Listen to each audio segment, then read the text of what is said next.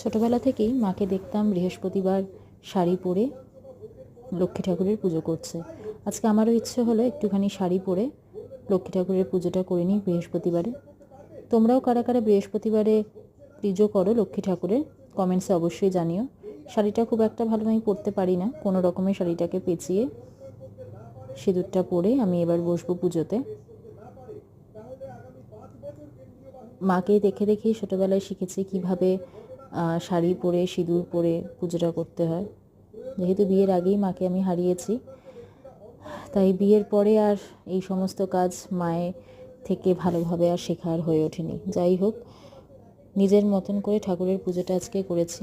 অবশ্যই কমেন্টে জানিও কেমন হয়েছে। তোমরাও তোমাদের পুজো কীরকমভাবে করো, আর কি কি নিয়ম থাকে অবশ্যই আমাকে জানিও, আমি নিশ্চয়ই ফলো করব। আজকের জন্য এখানেই টাটা।